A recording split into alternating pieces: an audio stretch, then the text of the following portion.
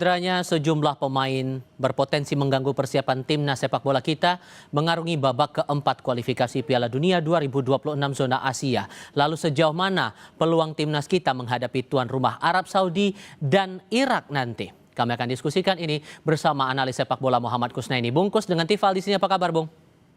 Baik, Tifal. Badai pemain kita cedera, sedikit banyaknya ini akan ada pikiran dari publik, terutama pecinta sepak bola, nih nasib kita bakal gimana? Mengingat strategi sudah di otak-atik pemain ini tampaknya lagi dimainkan sekarang untuk memastikan posisi kita nanti di laga pertama melawan Arab Saudi aman. Tapi perlukah kita menurunkan ekspektasi di sini?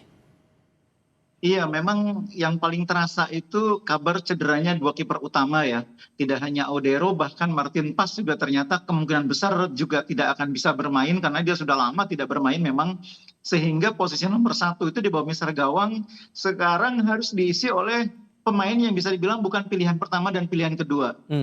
Jadi kalau kita lihat skenario waktu uji coba dua laga terakhir bulan September, itu Coach Patrick Kluivert mencoba formasi 4-2-3-1, memainkan formasi 4 back di belakang, lalu 2 gelandang jangkar, 3 pemain di belakang striker, dan 1 striker.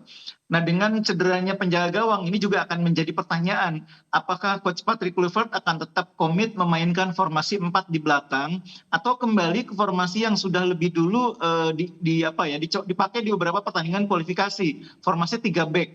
Kalau dugaan saya sih memang ketika uji coba bulan September, Kluivert tuh ingin sekali memainkan formasi 4 back ya, 4-2-3-1 atau 4-3-3.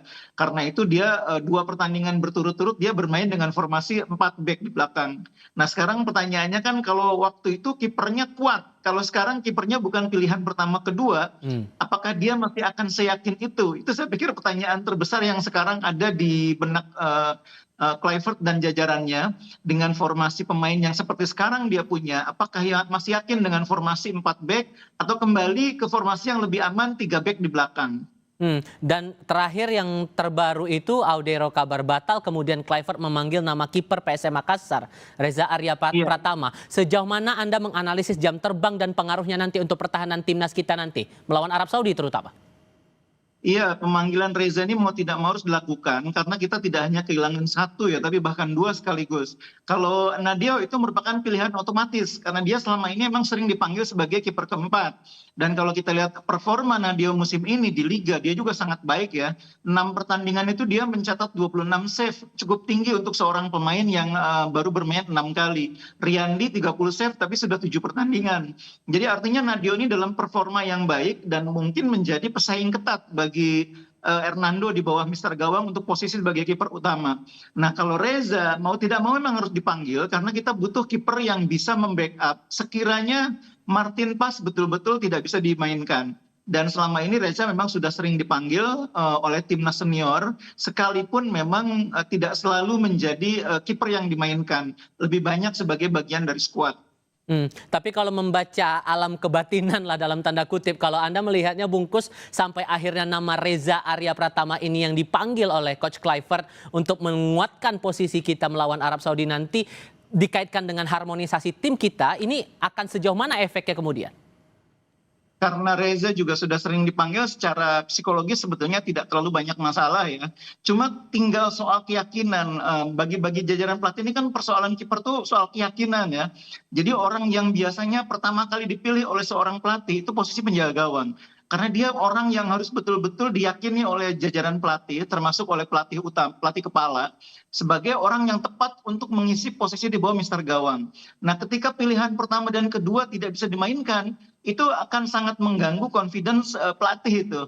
Jadi memang ini menjadi situasi yang sangat menguji ya, menguji kualitas kepelatihan Coach Patrick Kluivert, menguji kebersamaan tim dalam keadaan tertekan seperti ini. Mudah-mudahan mereka bisa tetap padu, bisa tetap menunjukkan yang terbaik gitu. Karena ini memang tantangannya sangat berat.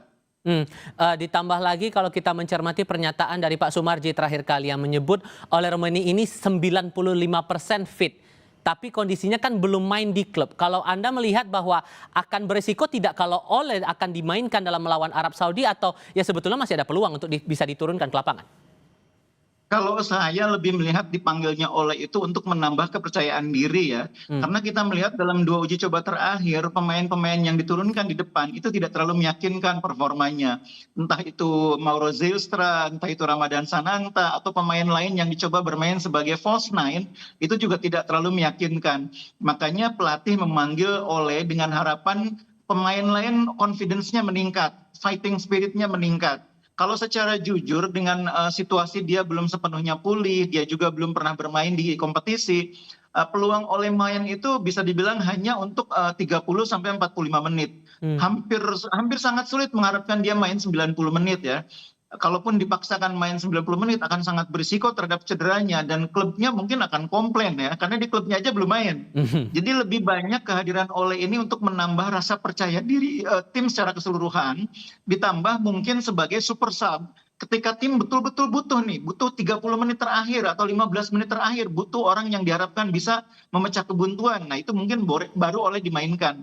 Tapi Oke. kalau untuk bermain sejak awal rasanya sangat sulit. Tapi terlepas bahwa tantangan dari Coach Kluivert ini akan benar-benar besar, ini pertaruhannya nama kita bisa langsung melesat ke Piala Dunia 2026 atau harus melewati kualifikasi putaran 5 dulu. Tapi yang terbaik intinya untuk timnas kita melawan Arab Saudi Iya. di tanggal 9 Oktober dini hari waktu Indonesia. Bungkus, terima kasih banyak ya sudah berbagi pandangan bersama Baik, kami Iqbal. kali ini. Selamat malam, Bung.